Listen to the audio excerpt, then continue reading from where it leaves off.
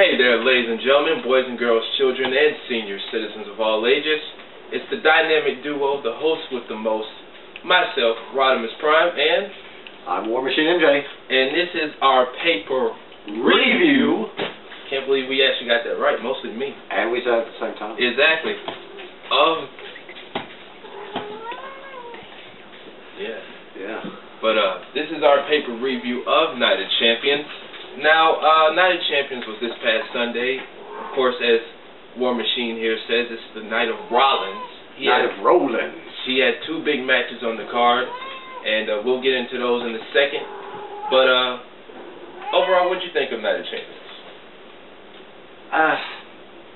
Not a lot of memorable matches. There were some good matches, but the World Heavyweight Championship match, especially, kind of lost momentum at a certain point. Yeah. And at that point, it wouldn't, it didn't feel right to watch, I thought the Divas match was pretty good. It was, for once. Yeah, it was actually good. I mean, shocker. But, overall, I thought it was good. As usual, I'll give my overall rating, Superstar Match of the Night. Of course, they started off with a pre-show, and can you believe I actually watched the pre-show? He actually watched it. I actually watched the pre-show. And I think he actually gave it a rating, did you? Yeah, I actually gave it a rating. Let's talk about the pre-show. It was the Cosmic Wasteland, Stardust, and the Ascension taking on Neville and the Lucha Dragons. I think these three teaming up, I think, with the way they've been having them team up, I think it's pretty good. Wait, which three? Neville and Lucha Dragons. Oh, yeah, most definitely. I mean, they would be prime candidates if the Cruiserweight division were to come back. Yeah.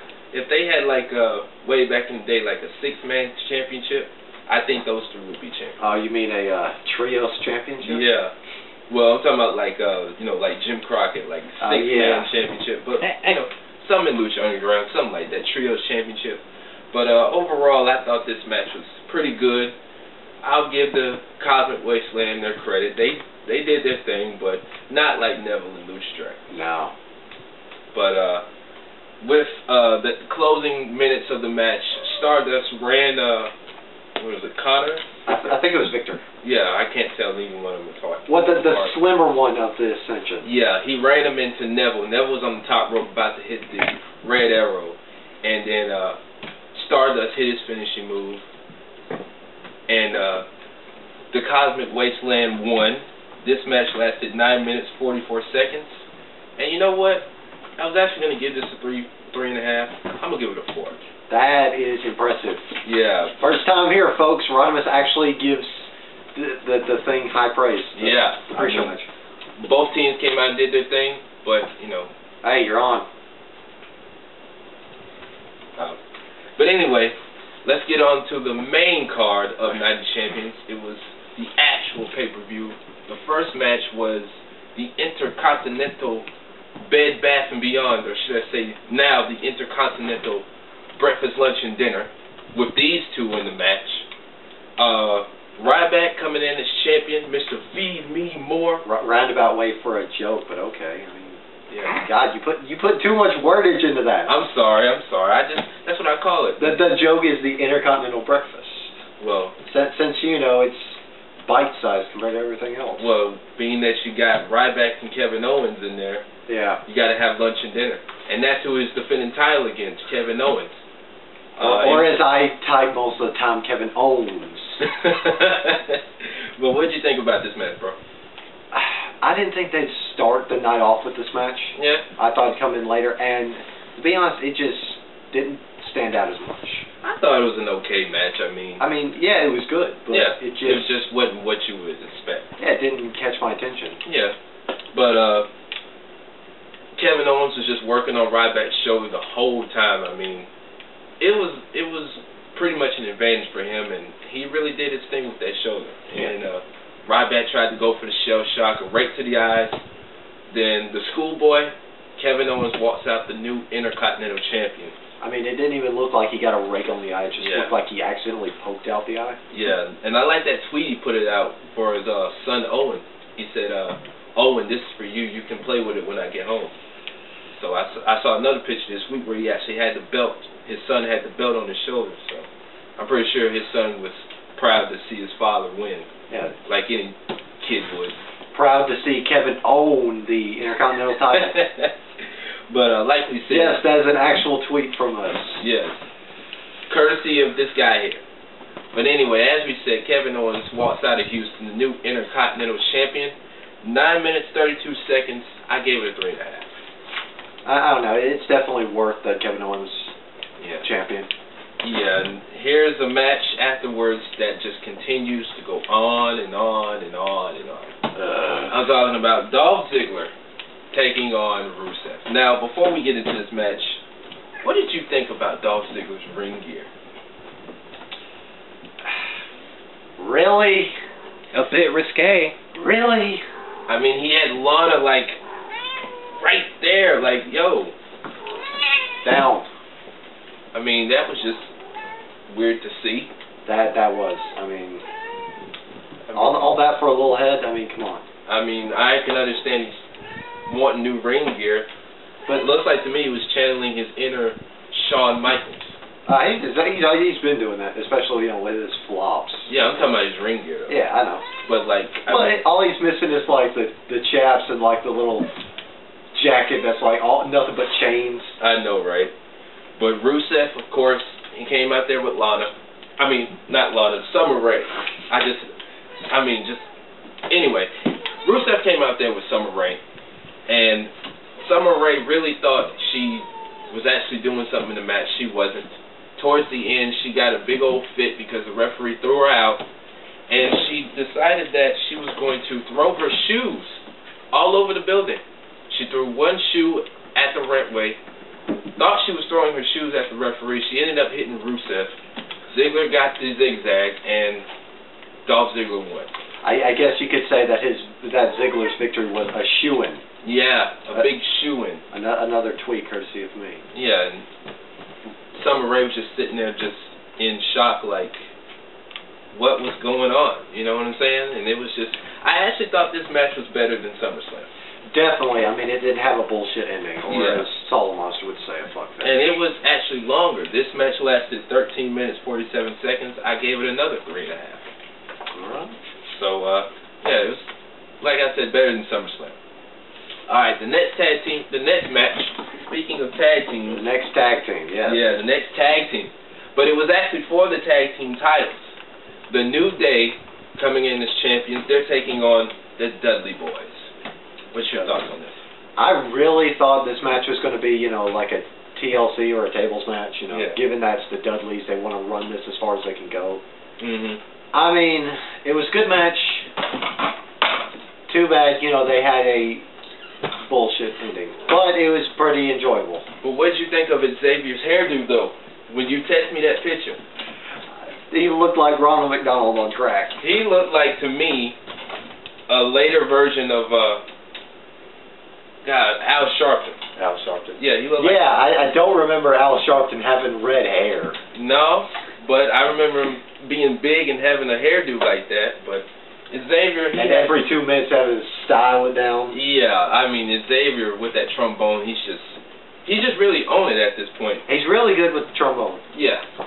But the New Day coming in as champions, they're bit with this table.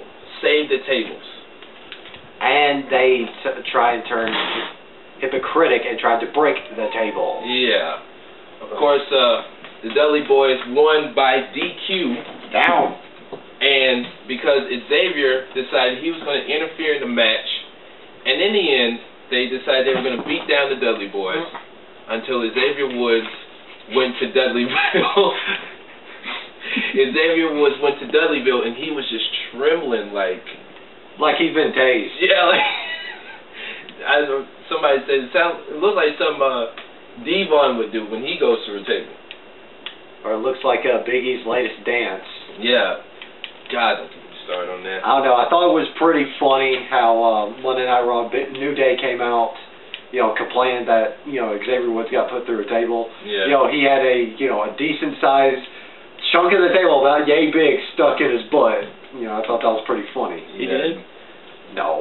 And the Dudleys are going to get their rematch on the MSG show. I think it'll be a good match. Yeah. Isn't it going to be a table match? I haven't heard that. I've just heard it's a rematch. Yeah. Well, I think, if nothing else, the Dudleys should get their revenge and walk out at MSG. It's only right. They're in New York City.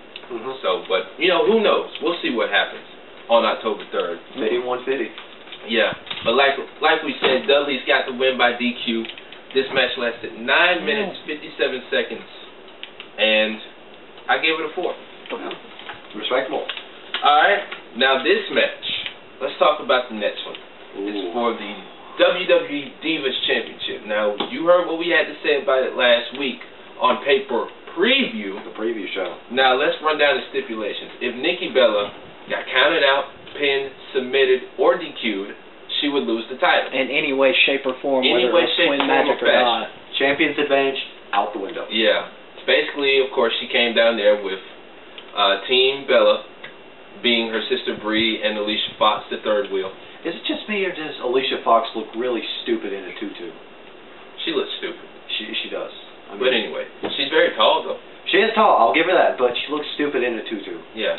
And, of course, Charlotte came down there with PCB being Paige and Becky. And I actually thought this was... I'm going to give it credit. I thought it was a good match. I thought it was good. Yeah, I mean... really amazing. Start to finish, they had me hooked. Yeah. But anyway,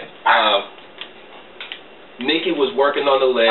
You know, looked like Charlotte had tweaked her knee. And basically, the champion just worked on the body part. And that's what I kind of like about when they have matches like that. You work on the body part, you know, trying to keep them down a little bit. But, you know, yeah, like the Intercontinental match earlier. Yeah, when Ryback was working, when he had his shoulder worked on by Kevin Owens. But at one point, looked like Team Bella was going to get Nikki disqualified.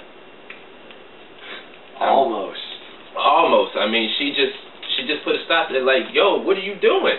You know, if you interfered, like, didn't she have like some hold on her or something? No, they were. I think they were trying to pull the ropes away. Yeah, that's what I'm talking about. Yeah. Yeah, they were pulling the ropes back, and she was like, wait a minute. If you interfere, I'm going to get disqualified. What are you doing? And, you know, thank God they didn't go that route. Yeah. Because that would have been just a travesty. Yeah, and then Nikki went up to the top. Charlotte caught her in midair with a spear. Charlotte hit the figure 8. And you have a new Divas champion in Charlotte. So finally, you guys can rejoice. Nikki Bella's no longer the champion. But I will say, to me, regardless if we like her or not, to me, she's somewhat gotten better in the ring. Regardless.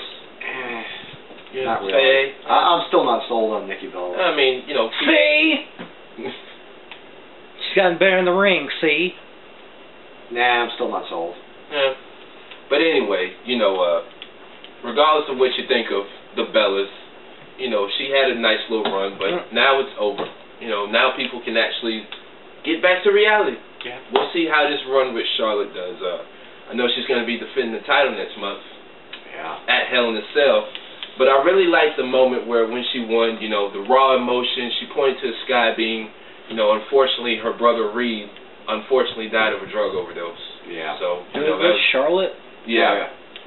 And her dad came out there, you know, the one and only styling, profiling, limousine riding. We get it. Wheeling, dealing, stealing, son of a bitch. Yeah, but you know, he got emotional, started crying, and then. But anyway, it was a real moment. But for the hell of it, bro, I'm gonna actually give this match a 5 out of 5. 5 out of 5. I mean, it's definitely worth it. But of course, you know what also helps this match was the fallout from Monday night. Yeah, I mean, we'll save that for another time. But Monday night was quite interesting when it came to PCB and Charlotte's dad being out there. But in the end, they were out there doing strut, you know. But this match lasted 12 minutes, 41 seconds. Once again, 5 out of 5. And I decided to just give it a 5 out of 5 for the hell of it, you know, because it was very emotional at the end. It was. I mean, Solid Monster was even blown away by it. Yeah. And, you know, he's one of the biggest WWE critics. Yeah. A lot of people who do podcasts like Solid Monster are very critical. Yeah. Even us fans here. But anyway, moving on to the next match. It was a 6-man tag team match. The Wyatts one. Being Bray, Luke Harper, and Braun. that right? Braun Strowman. Braun Strowman. The dude with the plain face. Yeah. They took on Roman Reigns, Dean Ambrose, And a random fan. partner, which we'll get into. They had a fan in the ring. Let's get into that. The fan. Really, bro? What? Oh my God. At least security took him out like 2 seconds later. Listen, at first it was Roman Reigns. He got hit with that briefcase. Dean Ambrose, they say he almost got stabbed at a SmackDown taping. Now this. Listen, like Chris Jericho said on this podcast, don't get in the ring. You could get hurt. God forbid you get killed. Anything like that. So, I mean, it's not funny, people. Like you said, it's not funny. Stop. Seriously. Yeah, stop. But like for your safety and their safety, yeah, stop. Stop it. It's not funny because they are legally obligated to kick your ass if you step in that ring. Yeah, the police is giving them permission to beat you up. It's pretty much home invasion rules. Yeah. If they bust into your place, yeah, you have every right to kick their ass. Yeah. I mean, the guy got his little 5 seconds of fame and got took down real quick. But anyway, enough about him.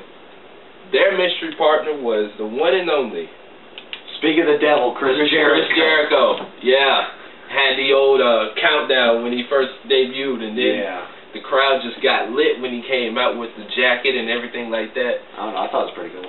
Yeah, I thought the match was pretty good. You know, Jericho getting his few shots in, you know, both teams. But before that, before Jericho came out, Bray was on the corner like, that's what you got? When he's talking about the guy giving the ring, he just laughed and said, that's what you got? And then Jericho came out there, but you know, Jericho got the hot tag. Thought he was going to win the match. Unfortunately, that didn't happen. The Wyatt family won, and then in the end, you know, Jericho, they all got up, and Reigns and Ambrose like, you know, what happened, bro? Yeah, apparently Jericho's going to be coming back to TV, but he's going to start like a heel angle with Dean Ambrose. Yeah, and he just shoved, you know, he just purposely shoved Ambrose by the shoulder and just walked off. And they just looked like, really, bro? I don't know, a match feud between Ambrose and Jericho, I think that'd be really great. Or even Reigns. Oh, yeah. Both of them would tear the house down. But like we said, the Wyatt family won 13 minutes, 4 seconds. I gave it a 3. Yeah. Respectable. Alright. Now let's get to the double main event. The rolling main event. The rolling main event, as he said. This was truly the Night of Rollins. Seth Rollins was putting both his belts, the U.S. and heavyweight titles on the line. John Cena challenging, getting his rematch clause for the U.S. title, then Sting, which we'll talk about in a minute, for the world title. But the U.S. title, I mean, what else is there to say? These two just tore it up as usual. Yeah, I mean, it's fair to say that they put on one hell of a match. I mean, even better than what was actually, you know, redeemable from SummerSlam. Yeah, but Seth Rollins and that damn white, though. God. He wore the Power Ranger suit again. I wonder what David Lee Frank thinks of all this. Or what's his name? The dude that played Tommy. I don't know. I thought he was going to come out in his usual black suit, but that damn white. It's after Labor Day, so yeah. What's going on there, Seth? But anyway, this match, as we said, another banger, another show stealer. Yeah, another show stealer. Another banger. Yeah. Another banger than mash. That's the first word that came to my mind. But anyway, another headbanger. That's probably what you would say. Another headbanger. But anyway, Cena got the win. He's now 5 times. 5 times. I ain't doing my book. Where did the extra 2 reigns come from? Well, he won first. He won it twice in 04. Really? I don't remember I actually that. looked it up. He won it twice in 04. He won it and then he lost it and then he won it again in the same year. Yeah. Okay. Because I know he beat Big Show at WrestleMania 20. Yeah. So that'd be his second reign. Now, WrestleMania 20 was his first reign. No, it was before that. Really? Yeah. Huh. I thought it was his first reign. Yeah. Okay. But anyway, he's now 5-time United States champion. 5 times. And then Rollins tried to run away. Oh, you didn't give the rating? No, I'm going to get to that later. Oh, I thought we were going to give the rating then explain what happened. Oh, well, yeah, we can go ahead and do that. That way it leads to a perfect segue. Yeah. But anyway, the U.S. title match was 16 minutes. 16 minutes, 1 second. Basically 16 minutes.